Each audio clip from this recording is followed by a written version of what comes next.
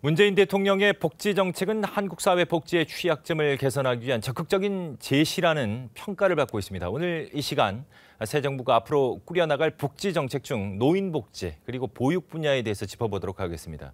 서울대 사회복지학과 조응식 교수와 얘기 나눠보겠습니다. 안녕하십니까? 네, 반갑습니다. 네, 반갑습니다. 우선 이제 문재인 대통령의 복지 관련 정책 공약, 기본 방향부터 좀 말씀을 해주시겠습니까? 예, 뭐 크게 한 두 가지로 말씀을 드릴 수가 있겠는데요. 첫 번째는 뭐니 해도 문재인 대통령이 계속 말씀하신 게 사람이 먼저다. 그렇기 때문에 사람에 대한 모든 국가의 어떤 투자라든가 그런 것이 이제 필요할 것이고, 그렇기 때문에 또한 일자리가 바로 복지다 하는 정도로 직접적으로 이를 통해서 소득을 보장을 하고, 그럼으로써 이제 복지가 이루어지게 하는 것이고요. 그다음에 두 번째는 이 저출산 고령 이 대책을 하지 않으면은 국가적인 전반적인 어떤 경제가 힘들기 때문에 여기에 대해서 아주 방점을 두고 국가 책임제를 하겠다는 것이 복지 정책의 기조라고 할 수가 있겠습니다. 네. 어쨌든 이제 복지 정책 하면 이제 우리 국민들이 가장 관심 있어한 분야 중에 하나라고 할 수 있는데, 특히 이제 어르신들을 위한 기초연금 30만 원 균등 지급 현실화 약속, 이게 이제 문재인 대통령의 복지 공약 중에서 가장 큰 재원이 투입되는 부분인데, 이게 실현 가능할지 좀 말씀해 주시겠습니까? 예, 당연히 뭐 실현되도록 해야 되겠죠. 우선은 지금 20만 원 수준인데요. 그것을 한 5만 원 더 올리는 데부터 25만 원 그 정액하는 데서부터 시작해서 아마 그 임기 말년 때에는 30만 원까지 올리는 걸로 되어 있는데요. 대체로 아마 연간 한 2조 3천억 정도가 필요로 하게 됩니다. 또한 그리고 우리가 또 조금은 또 우리 관심 가져야 될 것은 이러한 중앙정부의 노력과 함께 또 지방정부에서도 우리가 매칭 펀드로서 이 기초연금을 해야 되기 때문에 지방정부 재정 문제도 우리가 좀 더 고려를 해야 됩니다. 예. 더불어서 이제 이 지출 개혁 등을 통해서 이제 재원을 마련할 계획으로 들었는데, 지출 네, 개혁에 대해서 좀 자세히 내진 쉽게 좀 풀어주시겠습니까? 예.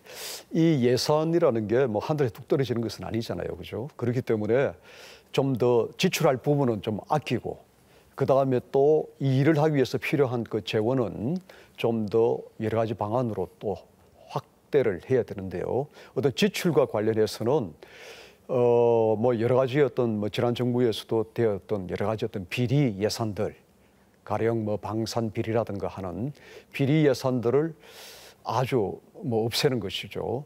그 다음에는 또 때로는 또 SOC에 대한 과도한 어떤 개발 재정들, 이런 것은 좀 줄이고 사람들의 삶에 집중되는 그런 예산을 좀 짜야 되는 필요가 있겠고요.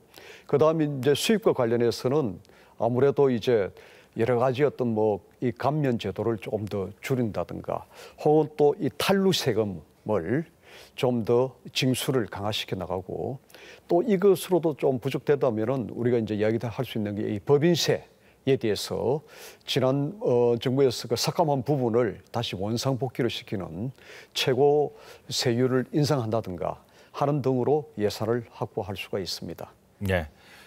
자, 이제 일자리 문제를 좀 얘기해 보죠. 이제 우리 청년 일자리 대책 많이 소개가 됐는데, 노인 일자리도 얘기를 해볼까요? 노인 일자리 부분에서 어떤 대책이 강구됐는지 좀 소개를 해주시겠습니까? 예.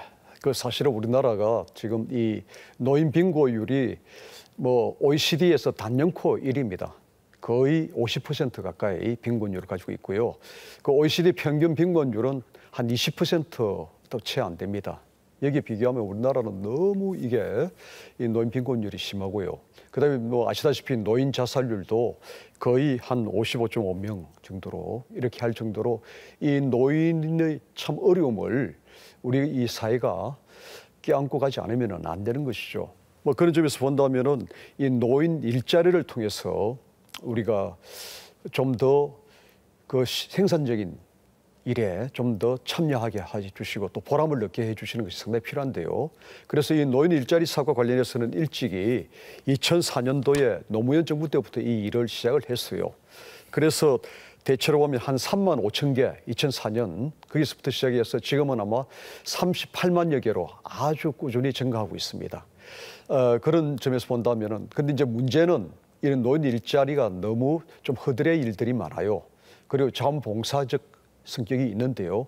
이 부분을 조금은 괜찮은 일자리로 우리가 앞으로 만들어 나가야 되고요. 또 특히 이 문재인 정부에서 또 강조하고 있는 부분이 좀 더 괜찮은 일자리를 보장해 주는 것이기 때문에 이와 관련해서 우리가 한 81만 개의 그 일자리 중에서 한 30여만 개 중에서 노인 일자리도 한 7만 개 정도를 이미 공약을 해놓고 있습니다. 그렇기 때문에 여기에 대해서 이제 정부가 좀 더 세심하게 일을 한다면은 충분히 노인 일자리를 확대시킬 수 있을 것입니다. 자, 지금 노인 일자리 한 7만여 개를 공공 부분에서 확보를 하겠다라고 이렇게 말씀을 해주셨는데 또 양질의 일자리가 중요하다고도 말씀하셨는데 7만여 개의 일자리라면 어떤 쪽에 어떤 분야의 일자리를 예를 들을 수 있을까요? 예. 지금 현재 우리 노인 일자리 사업에는 보면은 이 공익형 사업과 시장형 사업 두 가지가 있습니다. 이 공익형 사업이란 것은 거의 뭐 한 50만 원도 채 안 되는 뭐 그런 데서 이제 노인들이 노인을 보호를 해준다는 뭐 말벗이 된다든가 하는 자원봉사적 성격이죠. 그래서 이 부분을 그 확대되는 것보다는 시장형 이 부분은 이제 그 노인의 소득과 관련 없이 그 은퇴한 이 분들을 이 어르신들을 좀 더 사회에 보람되게 일을 하면서 한 100만 원 내외 정도의 그 일자리를 좀 더 창출해 한다면은 모든 이 노인들에 대한 어떤 이 여러 가지 어떤 보람과 함께 노인 정책에 상당히 앞서갈 수 있지 않느냐 그렇게 생각을 합니다. 예. 자, 우리가 이제 일자리 못지않게 또 중요한 게 이제 노후에 연금이지 않겠습니까? 국민연금, 퇴직연금 이런 거 노후 보장에 대한 또 우려를 하시는 걱정하시는 어르신들도 있는데 문재인 대통령이 국민연금 소득 대체율 상향을 목표로 한다는 계획을 내놨는데 좀 소개를 해주시겠습니까? 사실 이 소득 대체율이라는 것은 아무래도 이제 일반적으로 생활을 하는 데서 평소 들어온 그 소득에다가 아마 평균적으로 이 그 연금이 국민연금에서 차지하는 것이 얼마만큼 비율을 차지하느냐 할 때 현재는 40%입니다. 그런데 이것 가지고는 도저히 노인 그 이 빈곤을 타파해내기는 힘들기 때문에 또 그리고 또 다른 여러 가지 어떤 이 사회보험과 비교해 보면은 연금과 비교해 보면은 너무나 좀 낮은 수준이죠. 그래서 2015년에 이미 여야 그 당시에 당 대표들이 합의를 했습니다.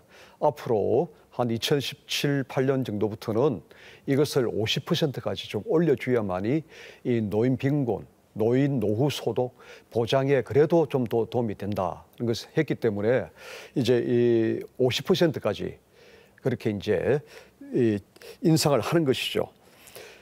그렇지만은 이게 제가 생각할 때는 이것을 그냥 단순한 인상만 가지고는 그 효과를 거둘 수가 없습니다. 다시 말해서 이 연령 계층 그다음에는 또한 이 기본적으로 이 얼마만큼 이것이 생활에 또 얼마만큼 도움이 되느냐 그리고 또 다른 또 이 가정에 있어서의 그 소득과 또 연계를 해서 살펴봐야 되는 그런 어떤 꼼꼼한 그런 어떤 정책을 앞으로 해야 될 필요성이 있겠습니다. 지금 그 소득 대체율을 50%까지 올리려면 어찌됐건 재원이 중요한데 그렇게 보면 보험료가 지금보다는 좀 올라가겠죠? 그렇죠. 현재 한 9% 정도 수준인데요. 이것을 대체로 본다면은 한 3, 4%까지 좀 올리고 그리고 이것을 조금 더 점진적으로 그렇게 이제 인상할 그 필요는 있습니다. 네. 자, 노인 건강 증진을 위해서 이제 지역 치매 지원센터 확대를 추진하겠다는 계획이 있는데 이게 이제 치매 국가 책임제 약속을 현실화하겠다 뭐 이런 얘기겠죠. 좀 소개를 해주시겠습니까? 뭐 치매는 지금 뭐 어르신들에서 아주 공통적인 가장 우리가 그 관심을 가져야 되고 또 해결해야 될 어떤 문제죠. 그렇기 때문에 이번에 정말 치매와 관련해서는 국가가 단호하게 책임을 지어보겠다 하는 것인데요. 그러기 위해서 이제 치매 안심 병원을 설립을 한다든가, 그다음에 또 치매 의료비의 90%는 건강보험에서 완전히 커버를 해주겠다. 그다음에 또 각 그 지역 그 마을마다 가능하다면 치매 지원 센터를 확대 설치를 하겠다. 그리고 또한 이 그룹홈이라든가 주야간 이 치매와 관련된 이 가정에 대한 이 보호 그 시설 같은 것도 확충하겠다. 그리고 장기 요양 보험들 가운데에서도요, 이 부담금 상한제를 도입을 또 해서 실질적으로 도움을 받는 이 치매 어르신들에게는 도움을 주겠다 하는 등등 아주 구체적으로 많은 어떤 계획들이 있습니다. 네, 어르신들 관련 복지 정책을 쭉 소개를 했는데 이제 보육 관련한 얘기를 좀 해보죠. 아동 수당을 도입하겠다 이런 얘기가 있죠. 이 합리적인 아동 수당 지금 어떻게 가능할지 소개해 주시겠습니까? 예. 현재는 지금 보면은 이 보육료에 대한 이제 국가의 어떤 지원 이것을 이제 많이 하고 있는데요. 이것은 이제 새롭게 바로 이제 각 가정에 있는 아동의 그 양육에 필요한 이 비용을 이 좀 더 줄여줌으로 인해 가지고, 그리고 아동 수당을 이제 도입함으로써 각 가정에게 일정한 부분의 돈을 이제 드리는 것이죠. 그게 대체 평균적으로 월 한 10만 원씩의 아동 수당을 지급하겠다는 것이 기본적인 어떤 정책 기조입니다. 그리고 이런 것을 그냥 단계적으로 좀 더 이제 확대해 나가겠다 하는 것인데요. 이제 그러다 보니까 지금 하고 있는 현재 보면은 두 종류의 이제 아이들을 이제 그 돌봐주고 있는데요. 하나가 뭐냐면은 일반 그 어린이집이라든가 해가지고 여러 가지 어떤 보육 시설에 맡기는 그런 이제 가정 그런 타가 그게 있는 반면에 또 한편에서는 가정에서 직접 그 어떤 어머니가 가정에서 이제 또 아이를 이제 기르고 있는 것이죠. 그러면은 이것이 조금 차이가 있는데요. 이것을 어떻게 하면은 조금 더 차이 없이 그 차등 없이 좀 해줄 수 있는, 차별 없이 해줄 수 있는 것이 뭐냐 해가지고는 이 특히 이 출산율 제고와 함께 이것은 아주 중요한 겁니다. 그래서 이 지급 대상과 그다음에 이 지급액을 좀 더 고려하면서 단계적으로 우리가 이제 인상을 해야 되는데요. 현재 보면은 이 아동 수당은 현재 하고 있는 아동 시설의 경우에 보내는 경우에 있어서는 분명히 이제 아동 수당이기 때문에 계속 모든 아동들이 10만 원씩 받습니다. 그렇지만 이제 가정에서 양육되는 아동에 있어서는 지금까지 뭐 차등 지급을 이제 줬는데요. 이것을 폐지를 하고 일반적으로 0세부터 한 2세까지는 대체적으로 한 30만 원 내지 한 40만 원 정도 수준에서의 그 수입이, 그러니까 아동을 키우는데 들어가는 비용을 국가가 이제 이 아동 수당 겸으로 해서 이제 주겠다는 것이고, 그리고 이제 그 뒤에 3세부터 이제 5세까지 그 주는 부분에 있어서는 이 아동 수당을 통해 가지고 10만 원씩이죠. 그리고 두 아이 같으면 이제 20만 원 이상 이렇게 하면서 이제 아동 수당으로서 이제 가정 양육 아동 현재는 받는데 그래서 조금 더 보태준다고 볼 수가 있습니다. 네, 아이를 키우는 데 있어서 국가가 재정적으로 지원을 하는 그런 부분에 대해서 이제 말씀을 드렸는데, 자, 또 이제 아이를 키우는 데서 중요한 부분 중에 하나가 이제 육아 부담을 덜어주는 부분이지 않습니까? 이게 이제 더불어 돌봄 제도가 있고 임금 삭감 없는 유연근무제 시행인데 마무리 말씀 이거 소개를 해주셔야 될 것 같습니다. 예.